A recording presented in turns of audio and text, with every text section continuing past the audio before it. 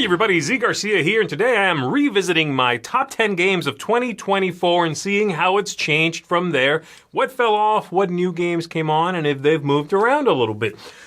That's basically it. That's the video. So we're going to go ahead and jump into it with my number 10, the new number 10 from 2024, and I'll tell you as I say these, if it's new to the list, if it moved from a previous location, and then at the end, I'll go back and tell you if any of them fell off. Some fell off. So here we go. Number 10 goes to Lone Wolves, which is new on the list. This is a two-player only trick-taking game that is really clever. I love the back and forth. It's sort of like trick-taking meets a lane battler a little bit, and you are going to be fighting each other. If you lose the fight, you flip the wolf card over, and the value on the back of the card is always a 1. But you win these chips that change the values of things, the control. There's a lot going on for a simple card game. Really like it. Great theme and a captivating game that does a lot with very little. So that's my number 10. Number 9 is Leviathan Wilds. Leviathan Wilds was my number 8 last year, so slipped a tiny bit. And it is a sort of a boss battler in a way. You are climbing these, behemoths and breaking these gems on their body that are infecting them or whatever.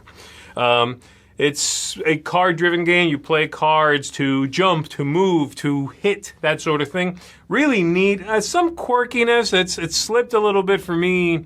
Even if no new games, had come into the list, I think it would have slipped a little bit because it's the rules are a little tricky. It's a little finicky. It has that sort of trading card game finickiness to it. But I enjoy it a lot. It's a cool setting for sure. And the gameplay can lead to a lot of clever moments. And I like that idea of climbing a big giant monster. My number 8 is Nova Roma. This was number 6 last year. This one is a big, heavy, engaging Euro game with a lot of moving gears and interesting parts. Stan Kordonsky design, really like his stuff generally. Though he can verge on I put in everything and the kitchen sink, I think this one does a really good job of making the various parts work together. The game kind of feels like Trajan in a way, but I like it a lot more than Trajan. And it's one that I've enjoyed when I'm feeling in a crunchy headspace. I want to play something that is thinky, that is engaging, that's going to be, dynamic in the old gray matter, then this is a good one for that. Number 7 is new to the list. This is Station to Station. Really like this game. It's a train game, but it is one that manages to do everything it attempts to do in the cleanest, most straightforward way possible. I love that the approach here is sort of, it seems to be the MO. I know it's a Stephen Aramini co-design, and he tends to make games that are very clean, generally speaking. Clever, engaging, nice amount of moving parts, but clean, very clean. So I really like that.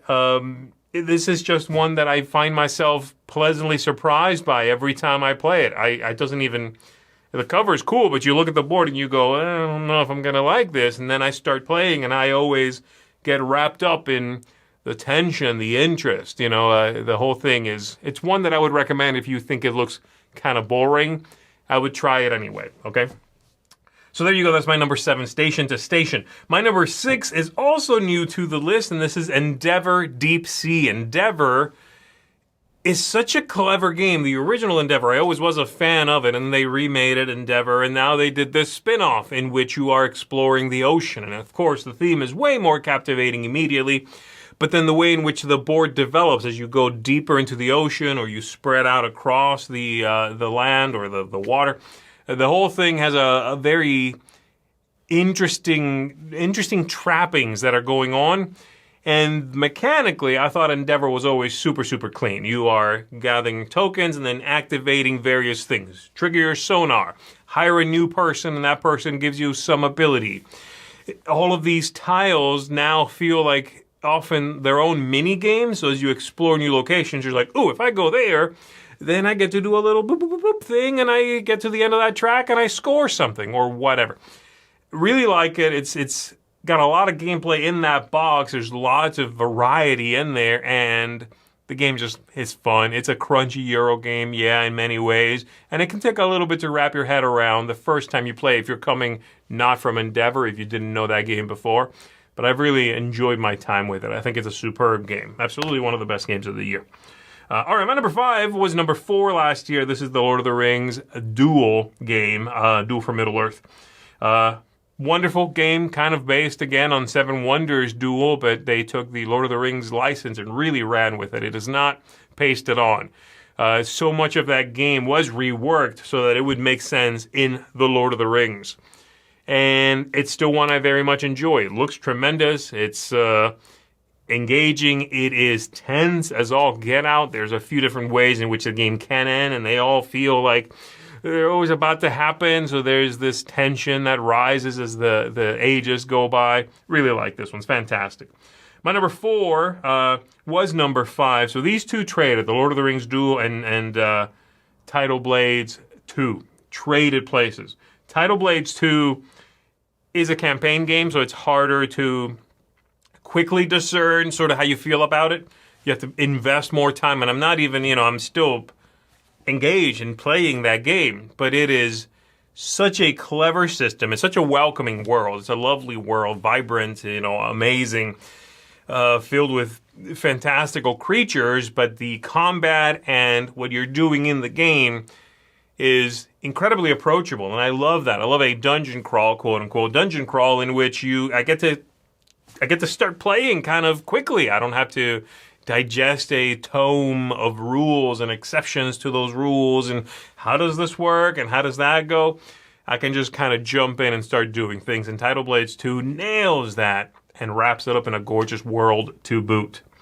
My number 3 is the same as it was last year. This is Kinfire Delve. Kinfire Delve is this lovely card-driven combat game, exploration game, which sort of feels like a smaller sibling to Kinfire Chronicles, the big sort of campaign-y one.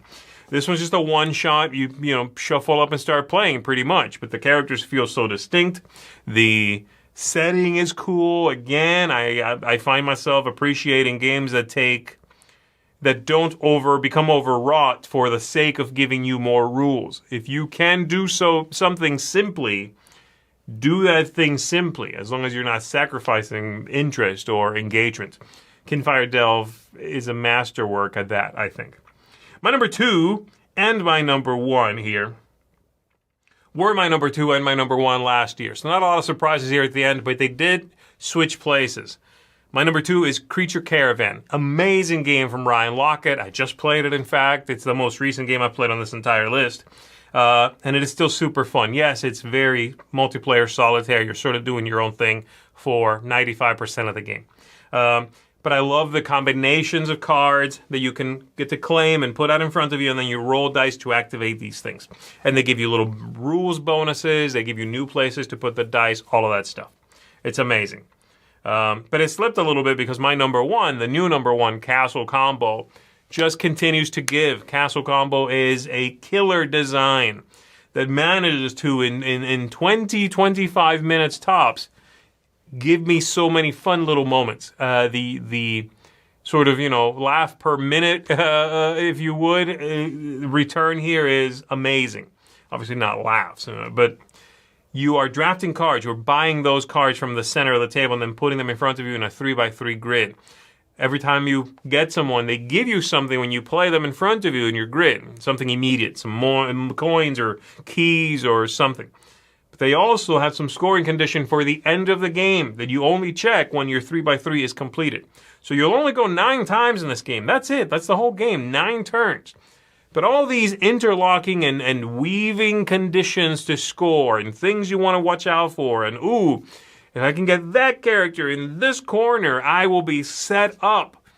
That's fantastic. And it's so engaging. It gives you wonderful turn angst that you want. Not too much, but just enough so you're going, don't take that. I need that. That's really engaging to me, and I love it. So Castle Combo is my favorite game of 2024 now that I've revisited the list. So there you go. That is my top 10 revisited. 3 games fell off the list. Okay, at number 10 last time, Unconscious Mind. Still amazing. Very big game. Tricky for it to come out. Has a lot of rules and a lot going on, but I've enjoyed it a lot, and it just slipped because of some of these other Euro games like Station to Station, who, if I'm not mistaken, shares a co-designer with Unconscious Mind, I believe. It's a little faster, a little more oomph for the sort of brain investment I need to do. Number 9 is AI 100% Human card game. But it's a little bit like Castle Combo, actually, because you're, taking cards and putting them in a grid in front of you. The iconography is a little tougher, but the game's thinkier and longer. So if you want Castle Combo Plus, then AI 100% Human might be a good one for you. And then number 7 last time was Freedom 5, and Freedom 5 just kind of got pushed off. There's a few things about it that make it really hard for it to hit the table. It's longer. It's quite long sometimes. It is campaign-esque.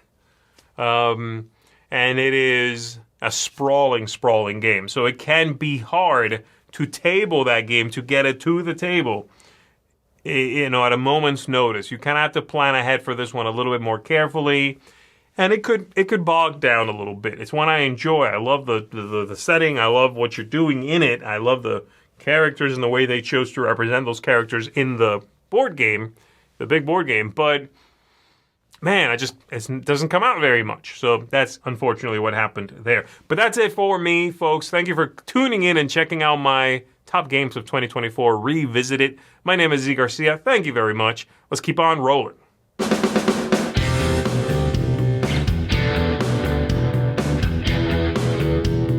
Hey, thanks for watching another video here on the Dice Tower.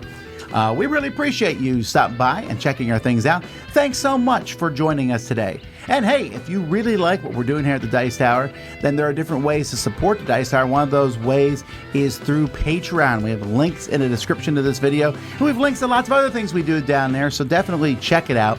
But either way, we're glad you watched us. Tell your friends about the Dice Tower. Until next time, though, I'm Tom Vassell, and I hope you enjoyed this video.